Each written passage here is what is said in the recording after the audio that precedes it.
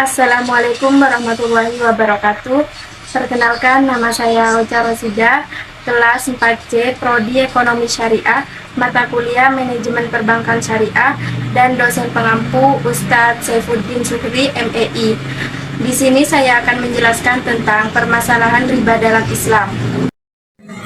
Riba adalah penetapan bunga atau melebihkan jumlah pinjaman saat pengembalian berdasarkan persentase tertentu dari jumlah pinjaman pokok yang dibebankan kepada peminjam. Riba secara bahasa adalah tambahan, dan secara istilah riba berarti pengambilan tambahan dari harta pokok atau modal secara batil. Jenis-jenis riba. 1. Riba nasi'ah. Riba nasi'ah artinya tambahan yang diambil karena penundaan pembayaran utang buat dibayarkan pada tempo yang baru. Sama saja apakah tambahan itu merupakan sanksi atas keterlambatan pembayaran hutang atau menjadi tambahan hutang yang baru. 2. Ribaiyat. Ribaiyat artinya jual beli yang dilakukan seseorang sebelum menerima barang yang dibelinya berasal si penjual dan tidak boleh menjualnya lagi kepada siapapun karena barang yang dibeli belum diterima serta masih pada ikatan jual beli yang pertama, menggunakan istilah lain. Kedua, belah pihak yang melakukan pertukaran uang atau barang yang telah berpisah asal kawasan akad sebelum diadakan serah terima.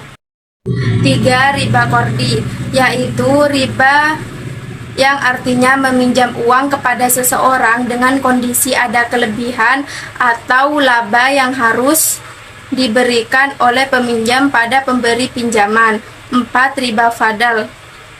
Riba fadal ialah riba yang diambil berasal kelebihan pertukaran barang yang homogen, yang barangnya sama tetapi jumlahnya tidak sama. Selanjutnya saya akan menjelaskan tentang dasar hukum riba. Dasar hukum riba dapat dilihat dalam beberapa surah ayat yang ada di dalam Al-Quran, seperti surat Al-Imran ayat 130 yang memiliki arti, "Wahai orang-orang yang beriman, janganlah kamu memakan riba dengan berlipat ganda, dan bertakwalah kamu kepada Allah agar kamu beruntung." Dan selanjutnya ada surah Al-Baqarah ayat 276 yang memiliki arti, Allah memusnahkan riba dan menyuburkan sedekah. Allah tidak menyukai setiap orang yang tetap dalam kekafiran dan bergelimang dosa. Adapun dampak riba sebagai berikut. Dampak riba dalam Al-Quran yaitu 1. Riba tidak menambah harta. 2. Riba menjerumuskan orang ke dalam azab yang pedih sebagaimana yang ditimpakan kepada orang-orang Yahudi. 3. Riba berdampak kepada kegagalan, kejatuhan, keruntuhan, kesedihan, atau kesusahan. 4. Riba berdampak pada kejiwaan manusia, berdampak pada harta manusia, yaitu hancur, binasa, musnah, atau lenyap, merosot nilainya, dan berdampak diperangi Allah Subhanahu wa Ta'ala dan Rasulnya. Dampak riba menurut hadis, diazab Allah Subhanahu wa Ta'ala dari Abdullah bin Mas'ud radhiyallahu anhu dari Rasulullah SAW. Beliau berkata, tidaklah suatu kaum menampakkan riba dan zina, melainkan mereka menghalalkan terhadap diri mereka sendiri azab dari Allah Subhanahu wa Ta'ala. Hadis riwayat Ibnu Majah.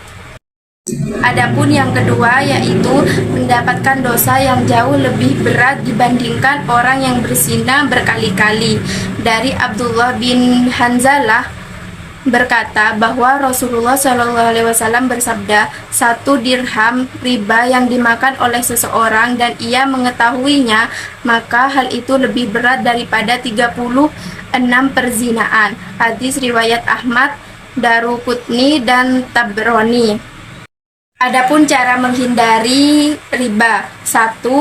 Menghindari riba dalam transaksi jual beli. Untuk menghindari riba dalam transaksi jual beli, penting untuk kita memastikan bahwa semua transaksi dilakukan dengan cara yang jelas dan adil. Harga dan syarat-syarat pembayaran harus jelas dan tidak boleh ada unsur riba dalam bentuk apapun. Transparansi dan integritas dalam transaksi jual beli sangat penting dalam Islam. 2. Menghindari riba dalam transaksi pinjaman. Untuk menghindari riba dalam transaksi pinjaman, tiap individu dapat mencari alternatif yang halal ketika membutuhkan dana tambahan. Banyak lembaga keuangan syariah yang menawarkan solusi pinjaman yang bebas dari riba. Selain itu, menjaga kedisiplinan keuangan pribadi dan menghindari utang yang tidak perlu juga merupakan langkah penting. Dan yang terakhir adalah kesimpulan. Riba adalah hal yang sangat dilarang dalam agama Islam, dalam Al-Quran maupun dalam hadis Rasulullah SAW. Tertulis bahwa riba tidak hanya merugikan pemberi pinjaman secara ekonomi, namun juga merugikan manusia secara psikologis, karena riba mengakibatkan kegagalan, kejatuhan, kesedihan, atau kesusahan. Riba juga berdampak pada kejiwaan manusia. Sekian penjelasan dari saya, kurang lebihnya mohon maaf. Wassalamualaikum warahmatullahi wabarakatuh.